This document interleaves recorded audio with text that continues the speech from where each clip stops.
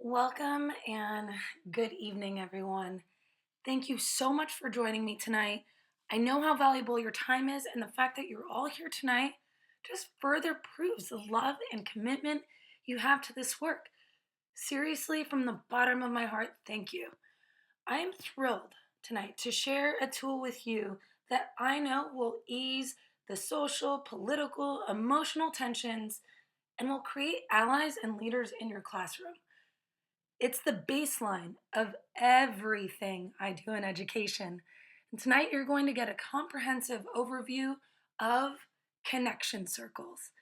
Because as an educator, it's the biggest game changer I've encountered. Whether charter, private, public, no matter where you're coming from, circles are beneficial in absolutely all settings. Whether you are a veteran teacher or just starting out as a student teacher, it's never too late and it's definitely never too early to implement this amazing tool. So, if you're privy to the social media thing, you're probably going to want to follow us or tag us. Hashtag circles, not walls. Um, this is a movement, guys, and you're going to really want to be kept abreast of all the things that are going to be going on with circles and restorative practices. And as you probably realize, you're here tonight for a really specific reason. The relevance of circles today is more timely now than ever. This is really more than a webinar, folks. It's a movement, like I said, and you're officially a part of it. So stay in the loop, be part of the buzz, and follow us or tag us after tonight's call using our hashtag, as you see here, circles, not walls. So, speaking of hashtags and social media, I think you'll all agree as teachers that there's a time to connect and a time to disconnect. So, just as you don't necessarily want your students on their phones in class, I'm going to ask you right now to take this moment, close the door, silence your phone, close your email if you're anything like me, close all those open tabs on your browser, and just absorb. After all, you're here for a really legitimate reason. And yeah, we want you to be present. So come on, just put it all aside right now and let's just be present here together. As you probably would agree, the struggle is real out there. It deserves our wholehearted attention. So give this time to yourself and expand your capacity and learn a new skill. You deserve it. We're lifelong learners, and tonight you're going to walk away with an amazing skill that's really going to change the way you work. Also, take this opportunity to get out a pen, some paper. If you're the note taking type, this is going to be a lesson that you're probably going to want to jot down some notes on. But don't stress out too much because I'm going to hook you up with some solid cliff notes from tonight's call. I know it's late and you've probably taught all day, so I don't want you to have to work too hard. And if you're thinking you'll just hop off this little webinar and read the cliff notes afterwards, well, that would be a huge mistake because you'll miss out on the soul of what this work is all about. So stay connected. Keep an eye out on your email box. I'll definitely be getting those cliff notes to you after tonight's call. Now, again, about staying connected till the very end, our way of honoring your time is our little stay connected bonus. So at the end of our session, I'll tell you how to get a certificate of this webinar completion. It will be good for an hour and a half of professional development credit. And I'll also share some super special bonuses with you that you're definitely not going to want to miss out. So stay connected, folks. All right, now here we go. I don't know about you guys, but it's it seems to me that our jobs have been a little harder as of late. I know you don't really know much about me. I don't really know much about you yet. But if you knew me, you'd know that I've had the opportunity to explore several professions outside the field of education. You'd know that I believe teaching is absolutely, without a doubt, the hardest job on the planet. Forget rocket science, teaching is the hardest job out there. And especially now, everyone knows we're not in this job for the money. Everything that was festering beneath the surface right now, it's all boiling to the top. And if you're like me and many of my colleagues, the tension of the past election has really made everything harder. No matter what side of the coin you're on, there's just this general like tension that our students are carrying around, and it's palpable. So these are a few things that I've heard. You can look at these bullets. Not only have I heard this secondhand, but I've witnessed it firsthand myself. I'd like to take this moment actually right now and hear from you. So you'll notice here in the webinar there's a little chat box. Go ahead and take this opportunity right now. Tell me your name, where you're from, and or where you are right now, and maybe even what grade level you teach. And what have you been noticing? What are some of the things that you've been noticing? Um, Whether it's a increase of bullying or, you know, whatever you're feeling right now. I see a couple people are already starting to type in. Thank you so much. I'll give you guys a couple minutes to go ahead and share with me where you're all coming. Wow, yeah, we got peeps from all over the country. Um, wow, this is amazing. All right, I see a lot of you guys are still typing some stuff in. I'm gonna go ahead and share out one of the things I've seen here. Um, one of you have written. One of the participants tonight has written, "Cruel behavior seems to be rampant. I've heard more racially charged comments from students, and I don't know how to make the time to deal with such tough behavior and deep issues." I completely concur. That is definitely something I've noticed as well. Thank you for your courageous words and for sharing. For the sake of time, I'm just going to read that one. I know a lot of us are feeling it, and what we're hearing from the kids is even more distressing. So, whether it's an increase in microaggressions or simply an increase in bullying behavior, or just an overall heightened sense of anxiety, I think we can all agree that something definitely feels different. And at the end of the day, no matter who is in office, we have classes to teach and students to support. I personally don't know how I'd be able to navigate through all of it if it weren't for restorative practices. More specifically, the power of circles. So, let me tell you a little bit about myself. Before we dive into our content, I want to give you a little bit more background about who I am because I want you to be assured that I got you. Um, Me llamo Alicia Garcia. I'm a blue-eyed, California-raised Puerto Rican. I'm an educator, first and foremost. However, I haven't always been an educator. I started off my professional career in the film industry for several years, and then eventually I found myself as a Title I elementary school teacher in Colorado. I worked with, gosh, some of the most marginalized and challenging kiddos right out the gate. And I definitely felt the heat of being thrown into the fire. As a young teacher that was desperate for strategies and answers, I would spend my nights searching the internet for new modalities to help ease the challenges I saw and faced in the classroom. And to be quite honest, I was on the brink of finding a whole new profession because the residual trauma I was facing on a day to day basis, well, it was just beginning to be too much to handle. That, coupled with the constant defiance and disruption, let's just say the best of me was getting got. And I would come home in literally physical pain due to the exhaustion. Even though I was struggling to find tools, I did have something really powerful going for me, and that was my ability to build strong relationships. I was the relationship boss.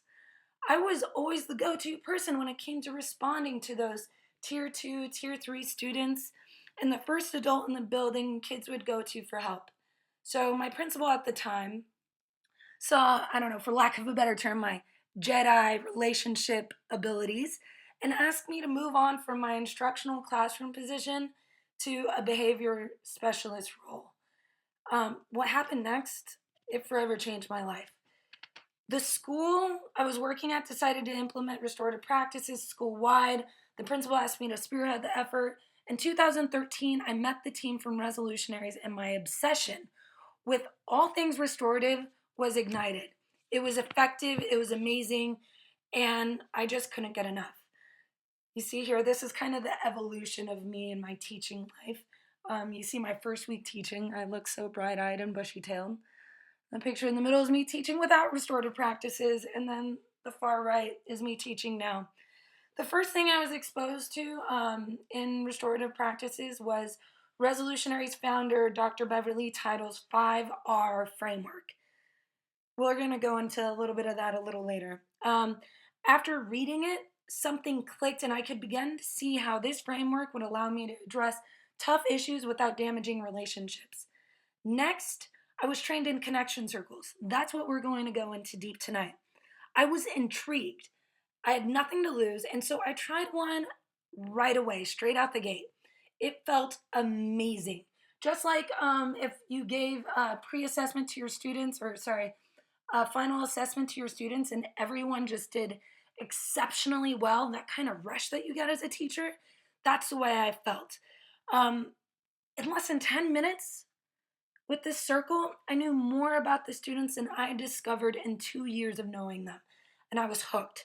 I became, um, like I said, obsessed with restorative practices, and I began holding circles every day, sometimes multiple times a day.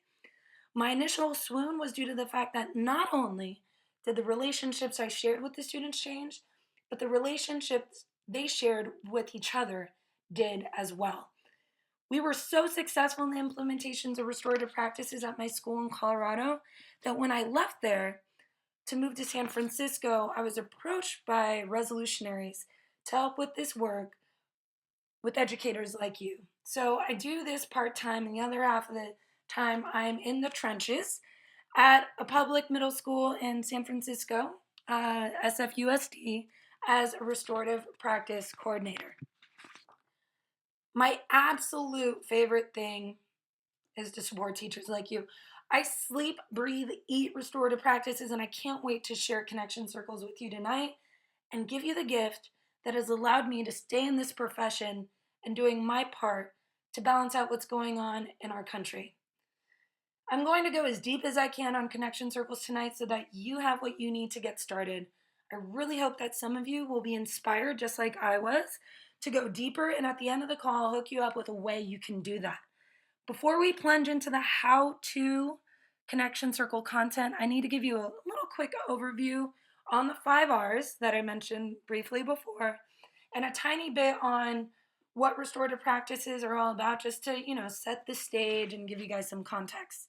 So here we go, the 5 R's: relationship, respect, responsibility, repair, and reintegration. The order is very intentional. I can think of a handful of students that would drive me absolutely nuts due to their inability to take responsibility for their actions. It was a major roadblock for us to take a restorative route when that responsibility piece was not intact. Many teachers actually have shared similar frustrations with me. So let me just tell you, in order for any restorative practice to be truly effective, all the R's that you see here, they got to be present. If responsibility is a challenge, then we need to go back to respect and relationship. Quite often, when I encounter a challenging situation that has me absolutely stumped, I go back to the 5 R's and I find a solution. The 5 R's are the container where restorative practices thrive best. Alone, they're just concepts, but together they are a framework and provide an incredible safety net as people start using restorative practices. Each feeds into the next, providing this amazing web of support. So, when I first got introduced to restorative practices and was getting more steeped in it, I started to realize how punitive some of my thinking still was, despite the fact that my core values were restorative and my beliefs were actually pretty holistic. This is really understandable, so don't fret if you find yourself in the same boat, because most of us have grown up with sort of a punitive and power over structure. So it takes some time and a lot of work to kind of shift that paradigm. Don't worry. Let me give you a little bit more background here on Resolutionary's founder. So, Beverly Title, our Resolutionary's founder, started off as an alternative high school teacher, and her students taught her that discipline would be necessary, but that punishment just simply would not work. At the same time, she knew that being lenient wasn't the answer, because she believed that one of the kindest things she could do for her students was to hold them accountable at the lowest level possible so that they could fix the issue before it caused even bigger problems. She developed a 5R framework to provide accountability within a context of care. Before I give you the connection circle structure, let me quickly tell you where they all came from. So, you may have heard of restorative justice, and you may have heard of restorative practices used interchangeably. Usually, restorative justice is affiliated with the criminal justice system, whereas restorative practices exist more in the educational or academic setting. Circles are a tool used in restorative justice and restorative practices, and they're definitely not a new skill by any means. We, as in humankind, uh, emphasis on the kind, have actually been doing them for hundreds of years. The specific origins of restorative practices and circles, it's kind of unclear. However, we know that several indigenous peoples and cultures have been using them for a long time. The evidence of this varies from a diverse range of sources, from the practices of ancient indigenous Australian and Inuit communities.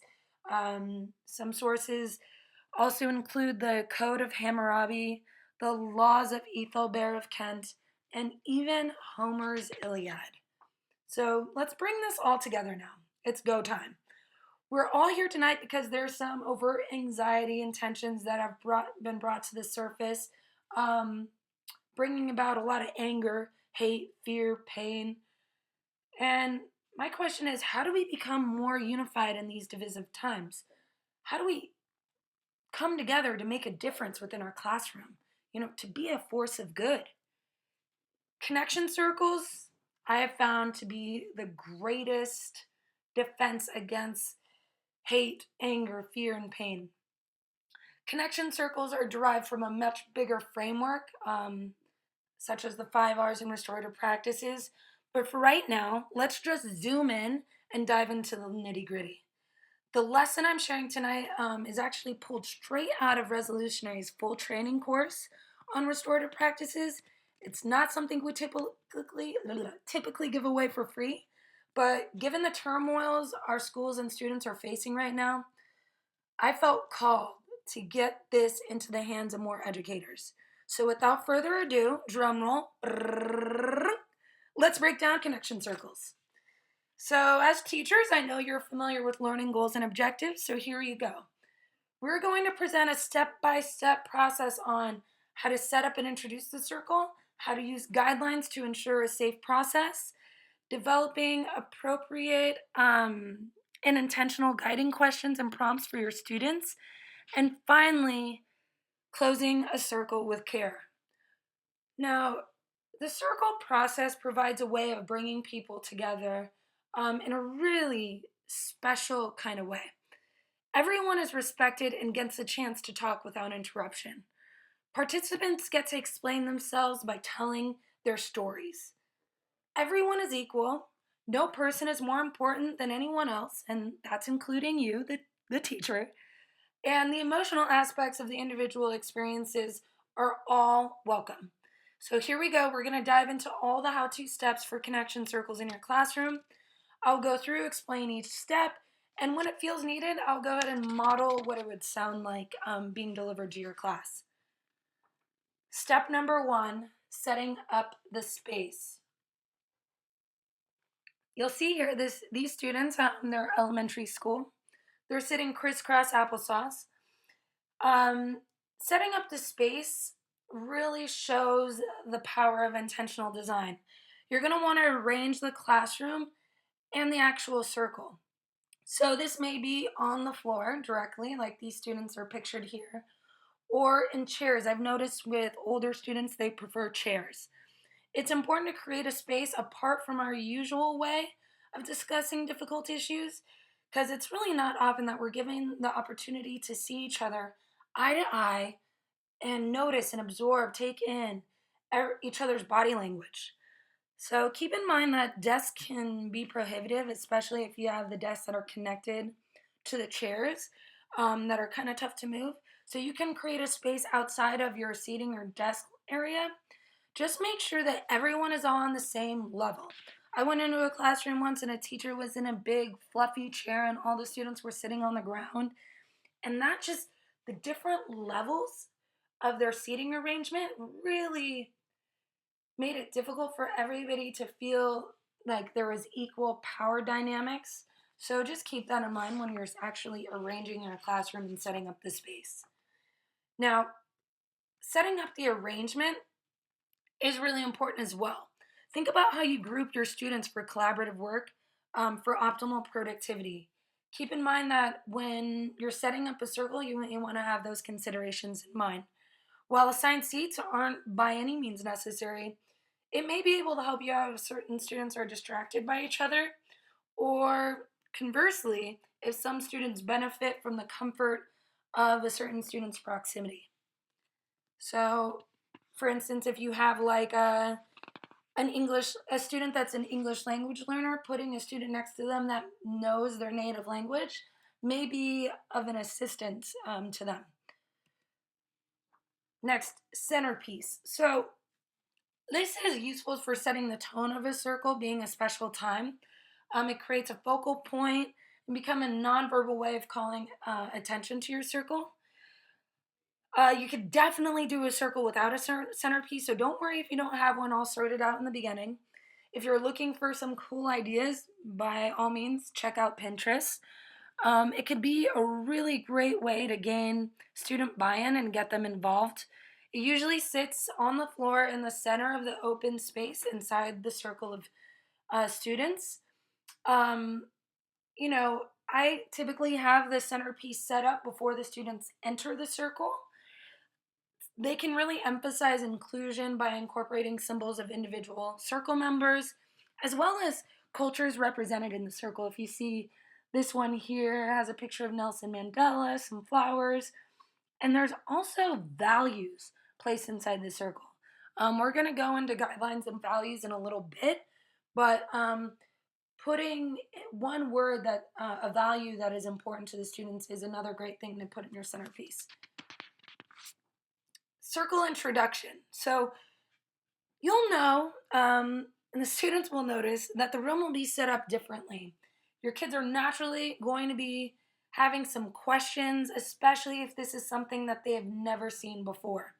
So if you don't address the questions and the curiosities before you dive into doing your circle, then you'll find that they'll probably come up during the circle and disrupt the process. Just imagine, you have the circle set up. If you don't give proper scaffolding and background about what's going on, you'll be in the circle and you'll have students raising their hands or maybe even shouting out, "Miss, what are we doing? Why are we here? Why are we sitting like this?" And those sort of questions can definitely interrupt the process. So, some baseline information you can cover in your intro is sort of the how and the why, the history and the purpose. So, for the history and the how circles came to be, you can share that circles are a sacred process, that they've been used throughout time by indigenous cultures.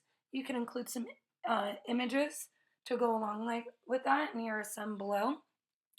They were integrated in New Zealand as the go-to response for all juvenile offenses in the criminal justice system in the 80s. And actually, it is being pushed in our country here to have restorative justice as a primary response to juvenile offenses as well. The purpose or the why we use them. You can actually ask your students what they notice about the shape of a circle and use those observations to draw the points of the purpose. So something that may be shared or something that I've actually heard students share in the past is we sit in circles so that we can all be seen and heard. A circle shape allows for that. We sit in circle to get support from each other. A circle is everlasting. We have all that we need right here in this circle, just like we have everything we need in this community. I feel safe and supported when I am in circle. So, those are a little bit of the how and the why. Now, going into more of the history and the how, you may find it beneficial to dive into an introductory lesson. So, before I did my first connection circle, I created an intro lesson for my students to give them some background knowledge on circles. I've since developed several lessons differentiated for all levels of learners. We obviously don't have time to share that whole lesson plan tonight or go into several of them, but just wanted to share with you an image I pulled from one of my learning activities. Adults and young people alike are very intrigued by this image. It activates and satisfies curiosities. This is a tribe in Africa, children from a tribe in Africa, and they actually play a circle game in this formation. I rolled out one of the lessons at my current middle school, and every homeroom presented this lesson. Of the 600 plus students that had access to this lesson, nearly half of them requested to play the game that is associated with this image in our lesson plan. So, like I said, I wish I had time to share the lesson plan with you tonight, but we got to keep moving. So, hopefully, this gives you an idea of one of the many ways you can introduce circles to your classroom. Now, to keep circles safe, you have to have guidelines that everyone can agree to about how you will behave and treat each other while you are in the circle. I don't care how many circles you've had with your students, please state guidelines before every circle process. Ideally, you'll create these with your class, but we know you've got tons to cover. So here you go. We're just going to give you sort of the baseline. Use our guidelines. And here are some of the like non-negotiables. This was a poster I made for my students. I've seen a lot of different guideline posters used. My students created their own, but there are some really important main points that you want to cover. Your language can vary, but you really want to make sure you cover respect, anonymity, time, talking piece, and the optional pass. So here's what it might sound like. I'm gonna go ahead and model a little introduction. Good morning, class. I'm so excited to do our first circle together. It's really important, though, that we have some expectations and guidelines we can all agree to in order to keep our circle safe. Number one, we're going to listen and speak with respect. Only tell our truth. Respect is really important here. And in order for this circle to feel good for everyone, we need to make sure that we follow the guideline of respect. What that looks like is we listen and speak with respect, and we only tell our truth. Next, our talking piece, our all powerful talking stick. If you don't have it, you gotta zip it. We are gonna listen with our heart whenever we don't have the talking piece and listen with our mind as well. And whenever we do have the talking stick, we're going to speak from our heart and our mind. Time. We got to share the air so everyone has time to speak. If you're not feeling it, don't worry. We'll always be able to come back to you. The pass is always permissible, but please, if you pass, we'll come back around to you at the end of the circle. We do ask if you pass that you make sure that you're present with us. Respect everybody's privacy. What is said here stays here. And finally, our talking piece. Again, if you don't have it, zip it. And we really want to make sure that everyone, if you don't have the talking piece, it's your opportunity to be the most amazing listener you can be. I want you to imagine how you want to be heard and be that kind of listener. All right, so that kind of goes over the main points. Um, Again, these guidelines are just so important. I can't stress enough. Sometimes when I see guidelines overlooked before a circle, it really compromises the safety of the circle. So I cannot emphasize that enough.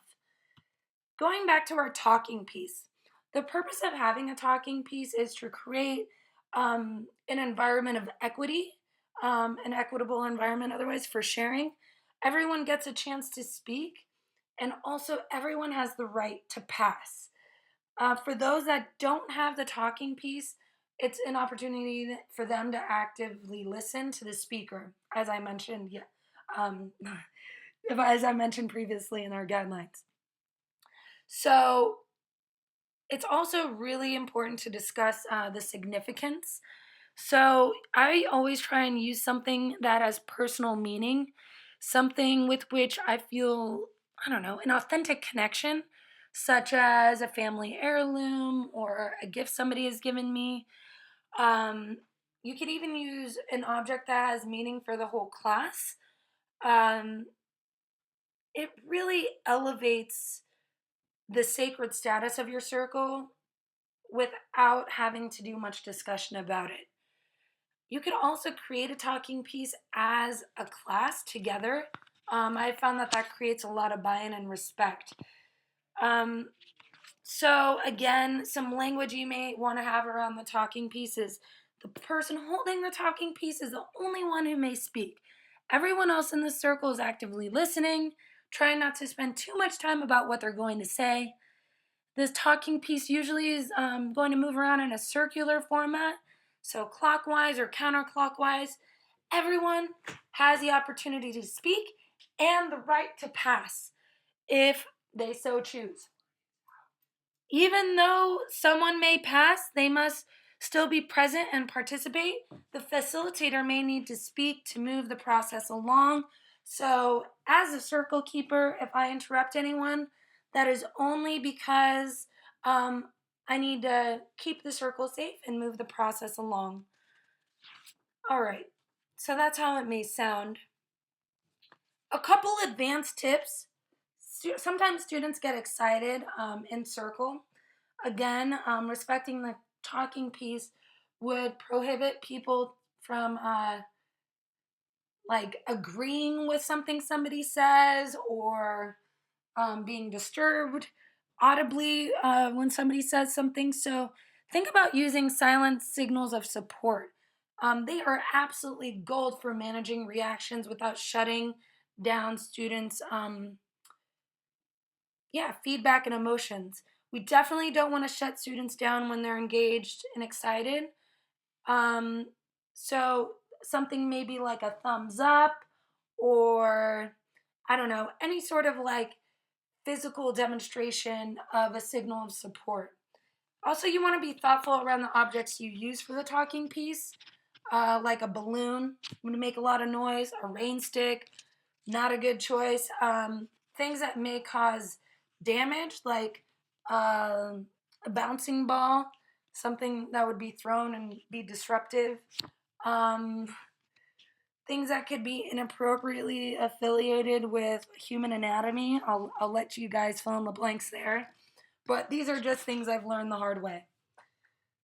Now, your circle prompts. Just as you scaffold and differentiate your instruction, you're going to want to present intentional questions for your circles.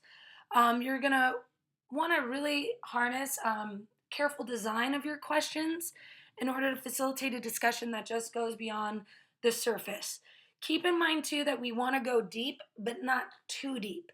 We want to be sure everyone feels safe. So, choosing a topic that is appropriate for the group to discuss will directly impact the success of the circle.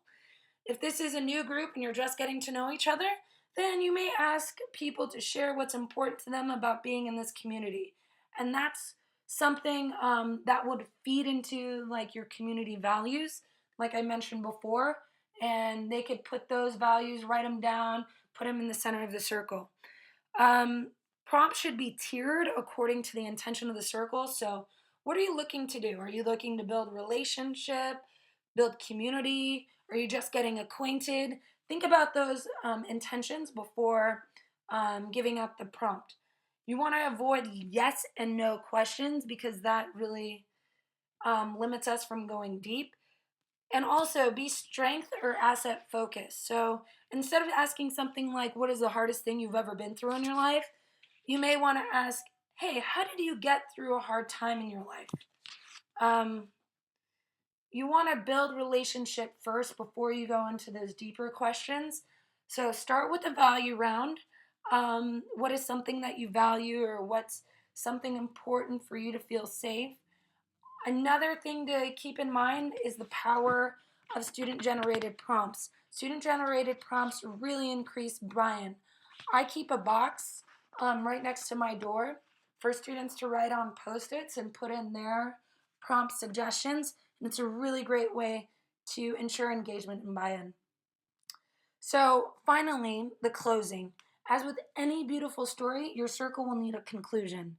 The purpose of the closing is to close the circle with intention and to allow participants to re enter the world around them and acknowledge the work that was done in the circle. So, activities may include anything from a round of appreciations, a quote, a reading, a breathing exercise, yoga movement, music, sharing their greatest takeaway, or even a process check. I tend to have a process checker in my circles in middle school.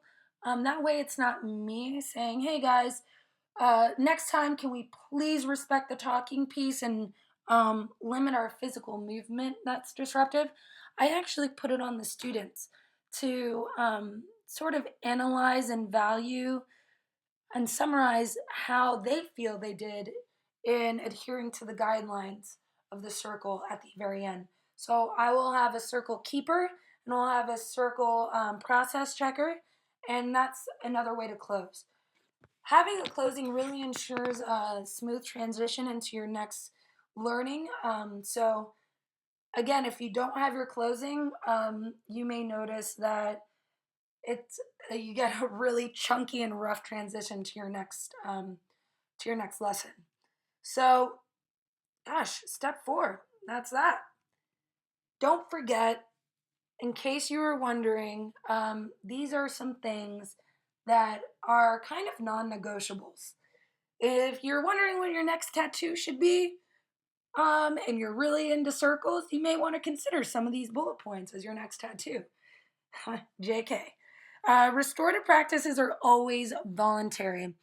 It's part of that whole respect and equity values inherent in the process. So, circles are no exceptions. Students are always able to pass, and when somebody passes, we're always going to be sending the talking piece around so that you can give those who pass a second opportunity to speak. So, another thing, connection circles are definitely not a problem solving tool. I know an amazing fifth grade teacher who is totally on board with restorative practices. She's on fire with them, in fact. Um, Her community building and connection circles were totally on point. Now, one day, a student took supplies and threw them all across her room, stormed out of the classroom screaming, and when the student came back in, this teacher welcomed him in a very kind tone and thought that this would be a good opportunity to have a circle. All the students gathered round, and the topic that the teacher selected was, how did Joe's behavior make us feel? Now, Joe was sitting in that circle, and the circle was all centered around his inappropriate behavior. That was an awesome intention by the teacher, but definitely the wrong question. Joe was so shut down by shame that he didn't speak for a week. And let me tell you, Joe is a talker. So we don't want to play the shame game. We don't want to single kids out. It's not a problem solving tool. Similarly, like if somebody's being bullied, you don't want to bring them together in circle and like talk about the bullying in circle. It's not problem solving. Finally, I already like really emphasize this, but always start circle with guidelines. I don't want you to live the repercussions of not doing it. Just please take my advice. I've been doing this for a while, and I wouldn't be emphasizing it to the extent that I am if I didn't feel strongly about it from my own personal experience. All right, so take a deep breath. We just covered a whole lot. Um, just just soak it all in, because now I'd like to tell you a little story. Just a little quick example of how connection circles can honestly be the most powerful tool in your teacher's kit. This is Becky Miller. She is a very near and dear friend of mine, a colleague of mine when I worked in the school in Colorado. And she said, I can't imagine what we would have done without connection circles. It allowed us the opportunity to get to know the whole child and to see the big picture. From there, we were able to know what to do to meet the specific needs of this specific child. And boom, his blowout behaviors stopped showing up. So, that is a direct quote from Becky. I know personally that we've prevented a lot of suspensions and expulsions by being restorative. This specific student, we'll call him DB, um, he went from spending 8% of the day in his classroom due to behavior to now spending nearly 100% of his time successfully engaged in his classroom. I have so many stories just like this one. Unfortunately, I don't have the time to really go into them tonight. But I'm so fortunate to be able to have this as my calling, to do this for a living. It fills my heart, and this is why I do it, because it works, because I've seen so many success stories.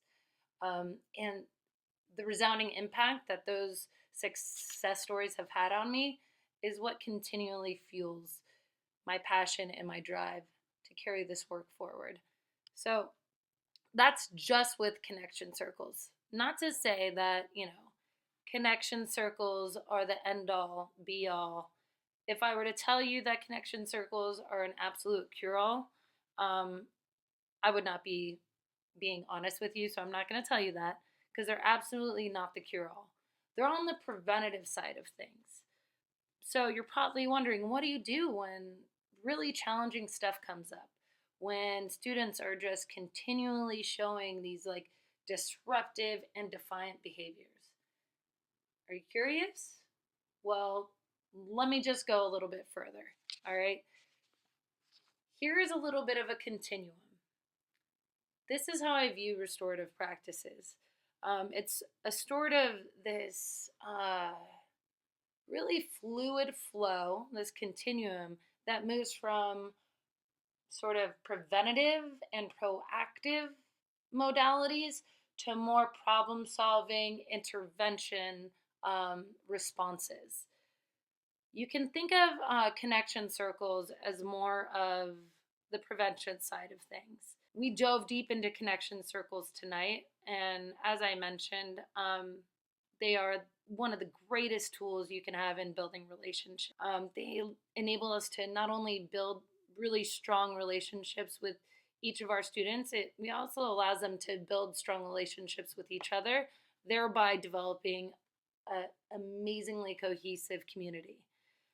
With that, you can have a solid foundation to sort of get into more of these problem solving interventions.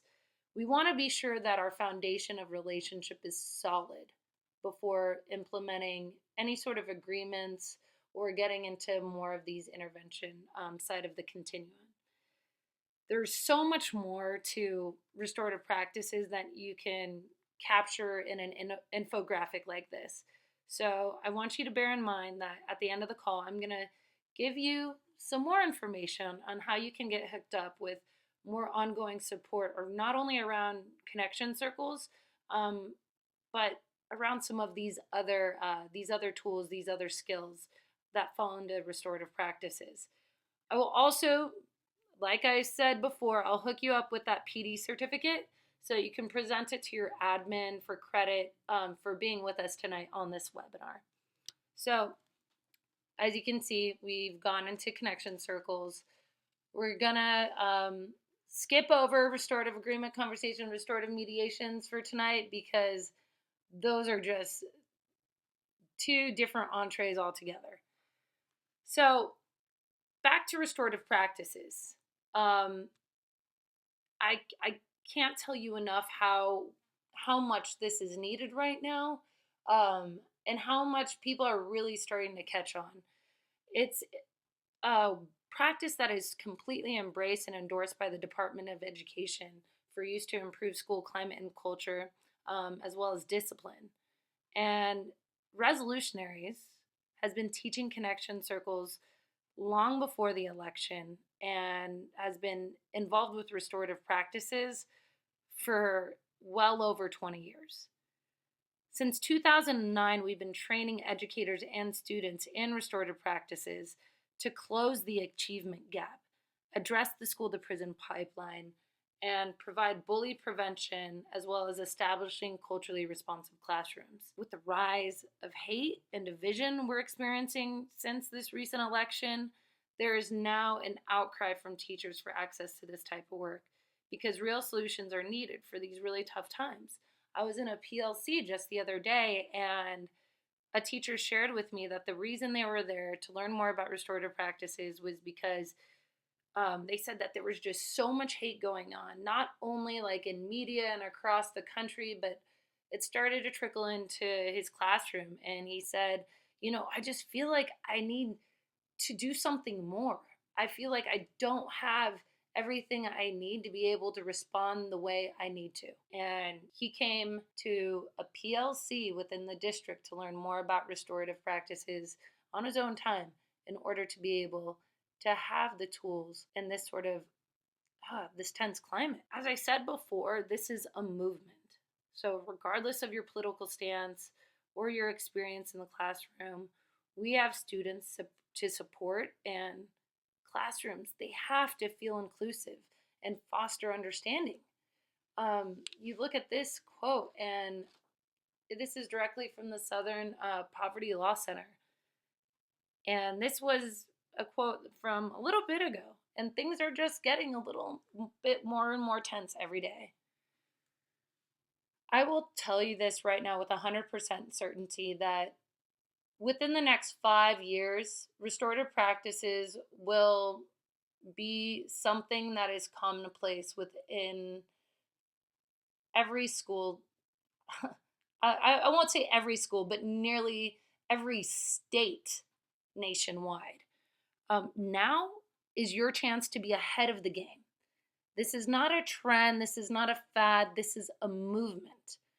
The Department of Education right now is actively looking to implement restorative practices nationwide.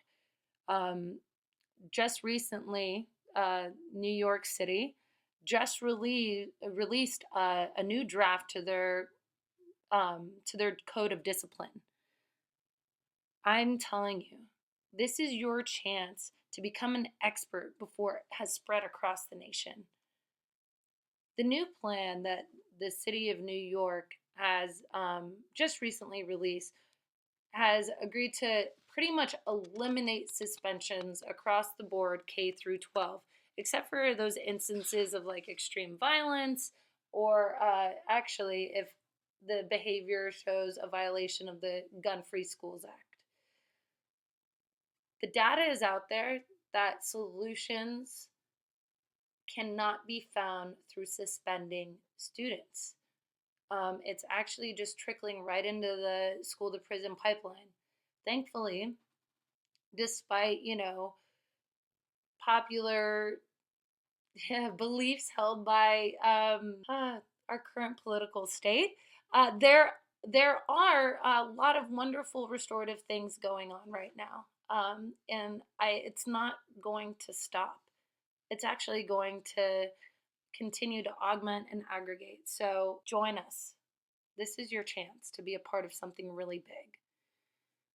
I ask a lot of educators in the field the very same question I'm about to ask you right now.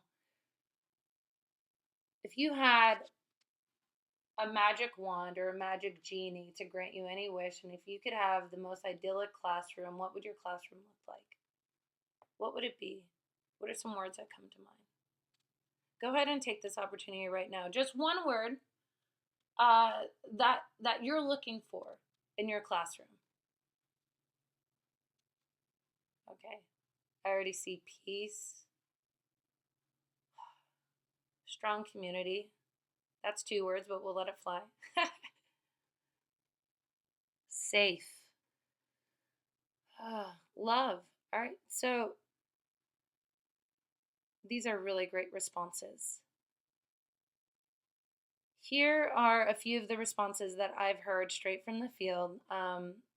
They would like, I've asked teachers all around. A lot of teachers say they want collaboration, um, that they want a classroom that shows complete equity, that they want a classroom wherein every student is engaged. So I ask you now, what would you be willing to do for that to become a reality? What is it worth to you? You know, is it worth going to this month's professional development? Or, you know, maybe you're a student teacher and right now you're giving it your all to just get in that classroom. And I ask you, like, what more are you willing to do? So, if you, in case you haven't already noticed, I'm really passionate about supporting educators become fluent in restorative practices. The reason is because I want to spread the love and to help educators have the solution they need in order to respond to the challenges that they face. I want educators to be part of the solution that our world desperately needs in these divisive times. I know I've given you a lot tonight and I want to give you a little bit more. So I hope you're cool with that. I want you to know that I truly value your time. But I think it's important that we just zoom out a little bit. We went really deep into connection circles. I've given you some background about restorative practices, about kind of the continuum. I've explained and like really broke down all the nitty gritty behind connection circles. I've also told you that it's not the cure all, that conflict is inevitable, even when you have outstanding relationships. And as I promised at the top of the call, I want to share with you a way to go deeper into this content so that you can develop the capacity to carry out the full gamut of restorative practice skills in order to impact not only this year's group of students, but generations of students. So, the best way I know how to teach you the full suite of restorative tools is to give you the access to what I had access to, which is Resolutionaries Online Training and Community of Practice. This is what I did, what I went through in order to learn what I know and to be where I am now. It's totally designed for busy educators. Like I don't think I've ever met an educator that like has spare a whole lot of spare time or leisurely activity. I think time is one of our most valuable resources. Um, and so with that in mind, we developed this course. This course is for educators who not only are busy, of course, but who want to create circles and not walls, who need to build relationship first tools to solve all of these tough problems. The retail price for this full online training program is $997. I know that sounds like a lot, $997, but think about this. This is a whole online training and community of practice. So I know money is tight as an educator. We're not in this for the cash, that's for sure. So I was grappling with this. We were trying to figure out a way to package it and deliver it to you to make this accessible so badly. So we've put our heads together and we put together a really special offer just for you guys tonight. And I'm guessing if you're still with me this far, which I see a lot of you are, that you are interested in this and you might want a better deal. So let me tell you about the special bonuses I'm throwing in to help support you as you learn these game-changing tools. Okay, and these are some screenshots directly from our online community. and training. So, Module 1, this is the very beginning. Foundational 5R framework. We went into the 5Rs a little bit tonight, but I'm just going to walk you through what you're going to get in each module. So, with this foundational 5R framework, this is our 5-step system to prevent, resolve, and transform. This is the foundation upon which I've built my restorative frame. Some of my colleagues that I admire so much, they would not be where they are today without the solid foundation that they have. This is so critical. We can't build a strong structure on a shoddy foundation. For me, when I first started with restorative practices, I was a little timid. It was something new. It seemed like a big nebulous thing that, it seemed like a lot to take on. And I wanted a safety net because it seemed so new and I wasn't totally comfortable with them right out the gate. But the more I became familiar with the 5R framework, the more I just intuitively knew how to respond to situations. The foundational 5R framework, let me just remind you really quickly, it's all about relationship, respect, responsibility, repair, and reintegration. We go really deep into those different steps, that 5-step system, just so you can understand how restorative practices is just not only a way of doing things, it's a way of being, a way of thinking, and then a way of doing. So, I don't know. Anytime I've gotten stuck with what to do, when I go back to the 5Rs, I can figure out what my next step is or what I may have missed. Um, it's sort of like a safety net for all of my work in restorative practices. And it's allowed me to be courageous in trying out new things. It allowed me, when I first got started, to really have a, a sort of like skeletal structure to branch off from. So, in this module, we really go into those 5Rs, build that foundation, and we do that through a series of activities and videos and some reflection surveys.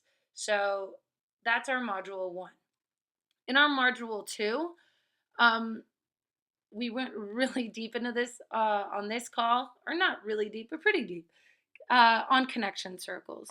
So once you get a little more fluent with this practice, you'll be able to go into a little bit deeper and bigger issues, like maybe some fears that are around in the community, or how harm has been done to a community, not an individual by any means.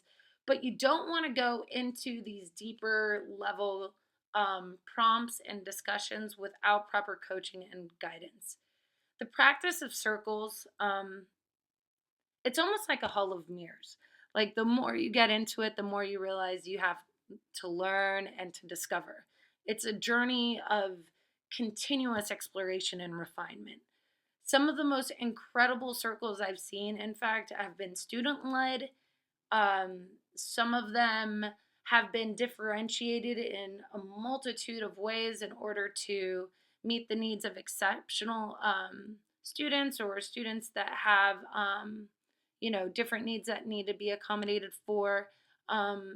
Students that just have different means of learning, who, differentiated for really meeting all those different multiple intelligences.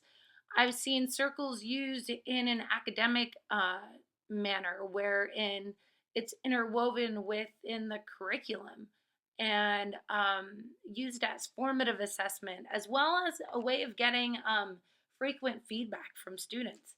So there are so many different ways to go into connection circles. And this is our module 2 is our opportunity to really show you all those different ways and give you some great examples with videos, as well as some really great troubleshooting tips for when you have some challenging challenging things come up in your circle practice. So that's module 2. Now, module 3 is what I kind of like to call, affectionately referred to as the paradigm shift, sort of restorative tectonics. I'm in California, and we're earthquake city. These are not plate tectonics, restorative tectonics. This is that gradual paradigm shift. It's about helping you make that mindset shift from punitive, which is what most of us have grown up with, to restorative.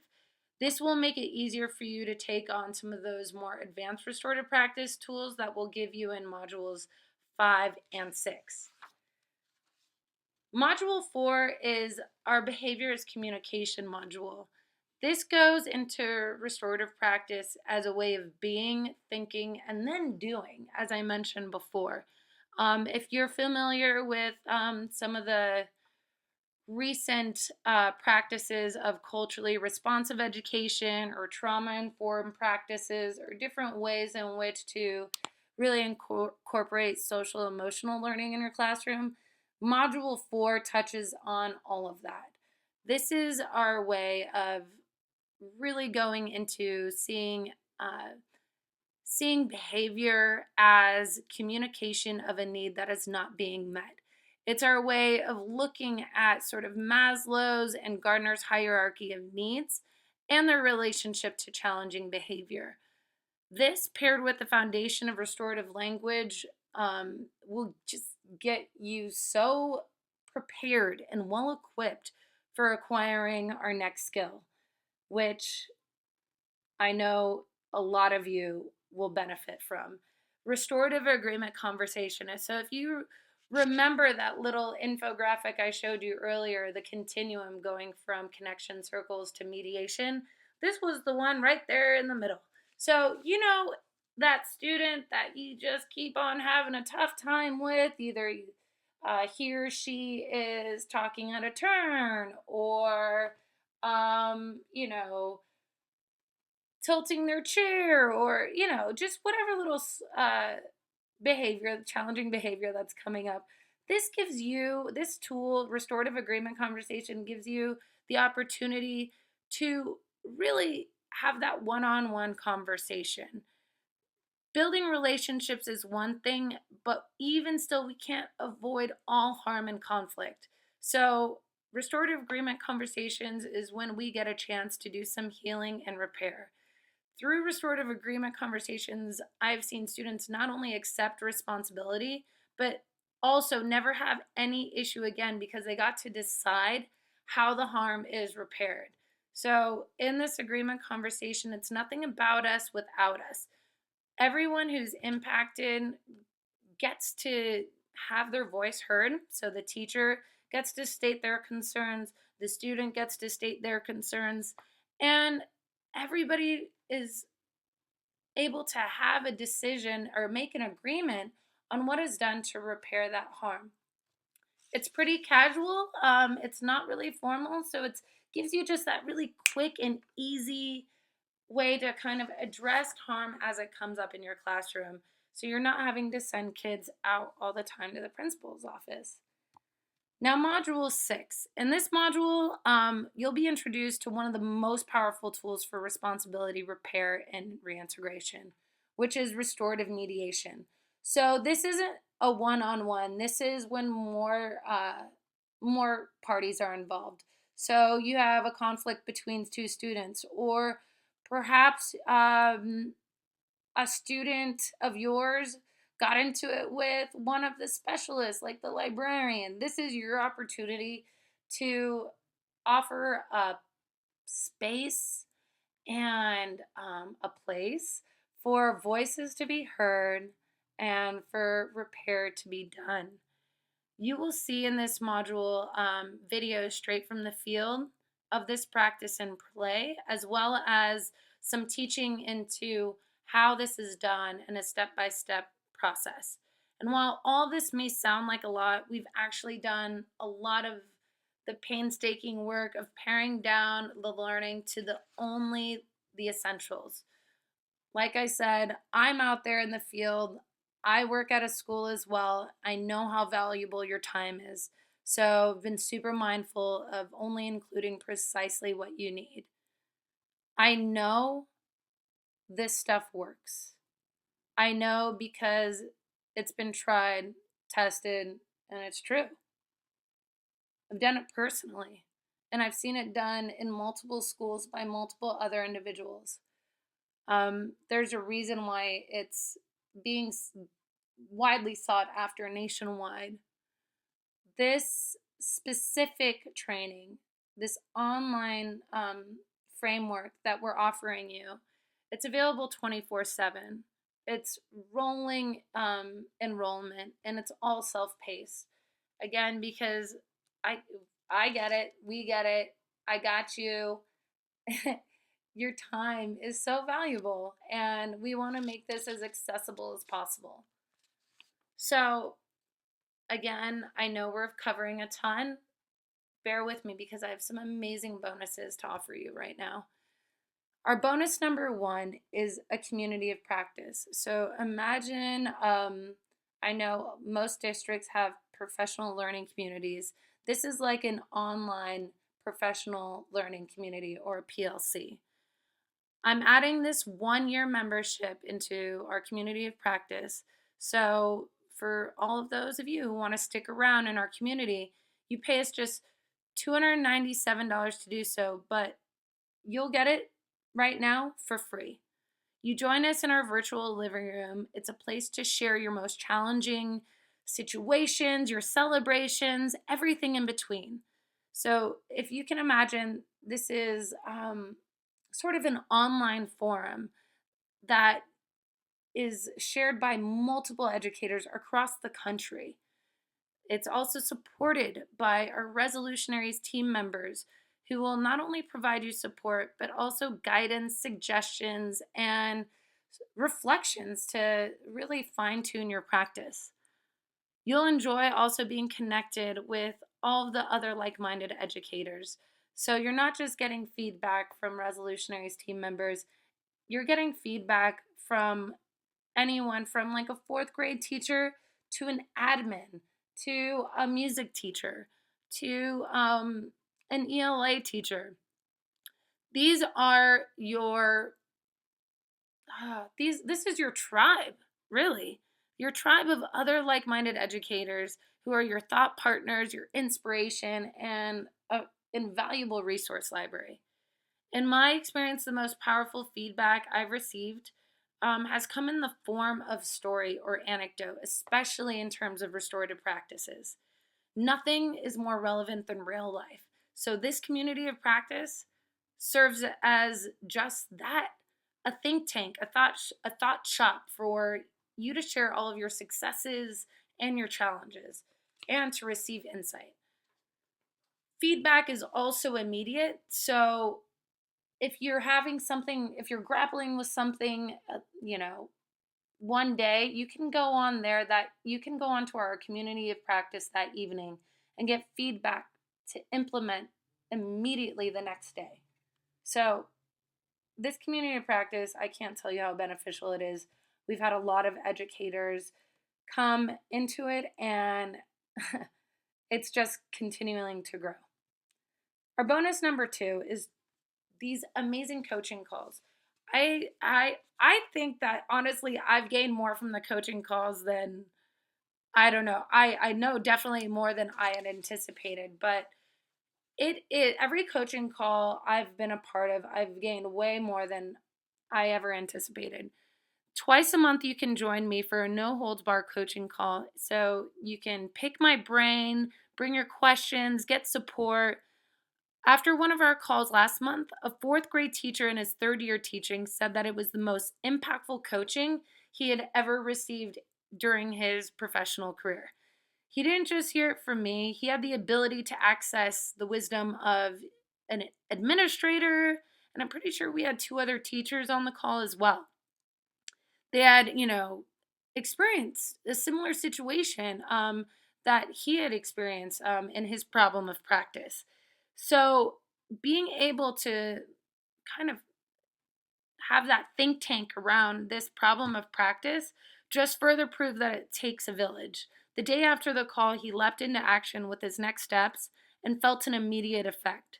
These calls are always recorded, so if you miss them, you can always access them later. But really, there's nothing like being on a live coaching call. You can get immediate feedback and just hear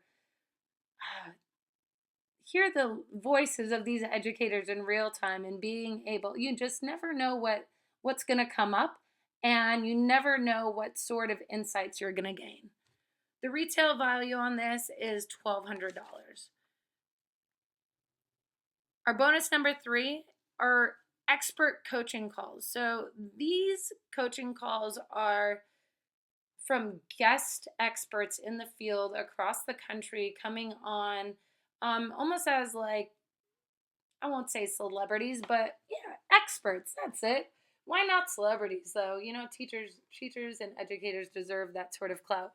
Um, Even if you could get access to these, it would be, I can't even put a price on it, but these gives you this sort of coaching call gives you access to people that I just don't think you would have otherwise been able to access. So tune into these coaching calls and you'll see the benefits are great. So it's a lot of going over all of the prices and the different items you can get, but I know I like to have sort of itemized things. We went over our online training and community practice, $997, and then all of our bonuses. Now, keep in mind, we're giving those for you totally free tonight. Our retail value with the bonuses and with our online training community practice is $2,904. This will all give you what you truly need to build strong relationships and solve the tough issues that you're facing in our classrooms. And like I mentioned before, it's online so you can do it at your own pace. You're getting a year of coaching calls, and in the community practice, you've got time to learn, time to try things out, and most importantly, time to get support. I wanted to sweeten the deal even more. So, on top of those 2 bonuses, I'm giving a $400 the time is now bonus for the first 50 people to register tonight. That's all 6 modules, coaching, the community practice, and the guest expert Q&A calls.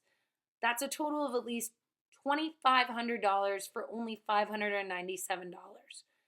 Okay, that is the deal of a lifetime. You can see all the different payment options we have available by going to our website, www.circlesnotwalls.com/register, and the discount price bonus will remain on the page for the first 50 people, and then it will go up to the full retail price of $997. Since you are here live, you've got a head start on grabbing the $400 discount, but we'll share this replay for those of you who couldn't join us live, so you don't want to wait to grab your spot. Do not wait. Grab it now. I would hate for you guys to miss out on this. Keep in mind, I know people in the past have written this membership off as an educational expense on their taxes. So I know taxes, those write-offs are always good for peeps. I know it's something I try and take advantage of whenever I can. Also, we'll provide you with a certificate of completion at the end of all of that so you can submit it for recertification credit. And on top of that, there's a 30-day no risk money back guarantee. Woo! But really, $400 discount you don't want to miss. Go to our website right here, circlesnotwalls.com/register, and you can see different payment options as well. What you'll gain, I couldn't fit it all on one slide, really. But just keep in mind that the benefits are vast. What you'll gain is really whatever that ideal classroom setting is. What you'll gain is the most amazing community that that just continues to give. I hate to say it's the gift that keeps on giving, but it really is. You'll receive support all along the way. You'll receive concrete tools. We try and have it as structured as possible, but also keep in mind that it's something that should become very much your own. And so that's why we are offering all of the additional coaching as well, so that you can have the confidence you need to really not only implement this new skill set, but continue to develop and refine it. Not only for these students that you have this year, but next year and the year after. It's what makes this work really sustainable.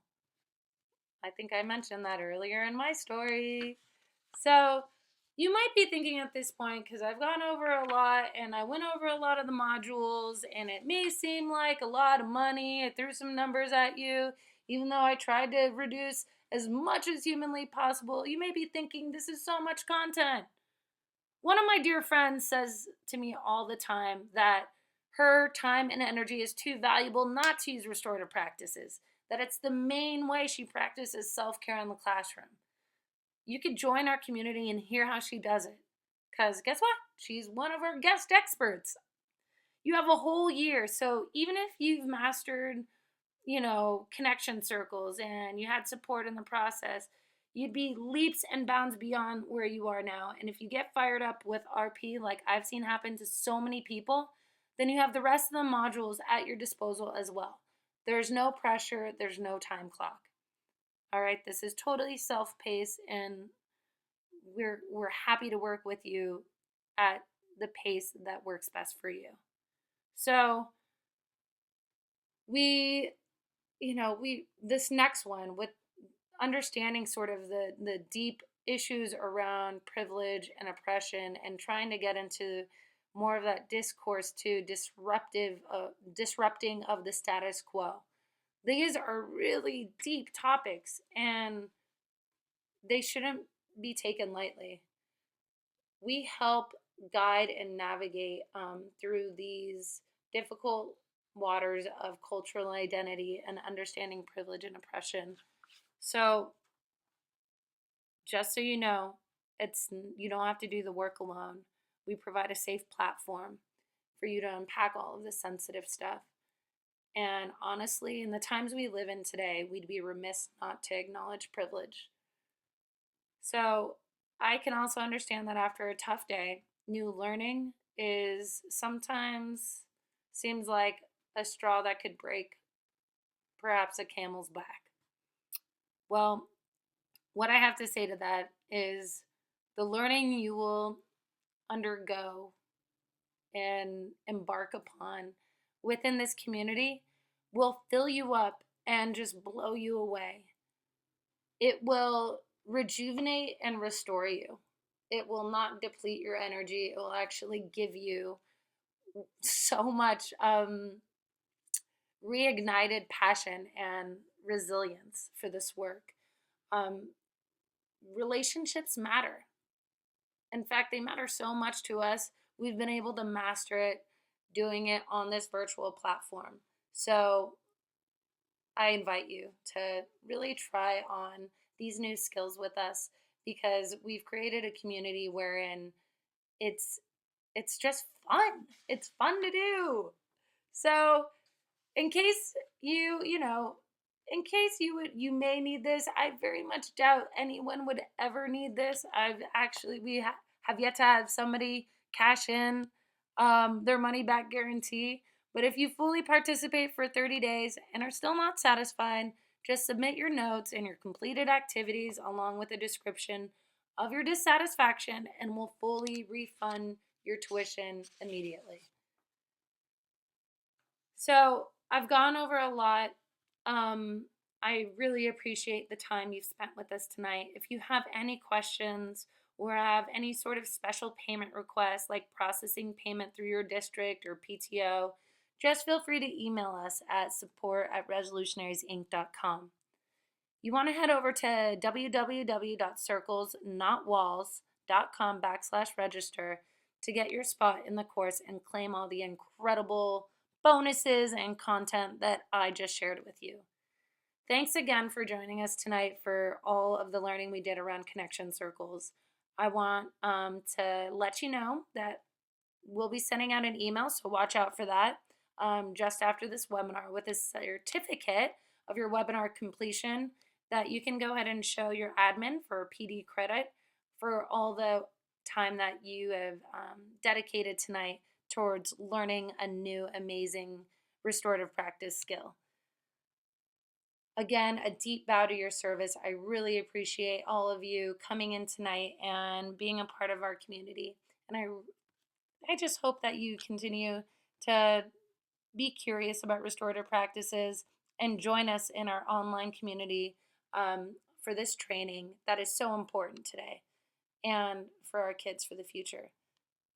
Again, Alicia Garcia here signing off. I would love to just close with this one last quote. Because I am using restorative practices in my classroom, I leave school at the end of each day with less weight on my shoulders. That says it all. Good night, everyone. Thanks for joining us.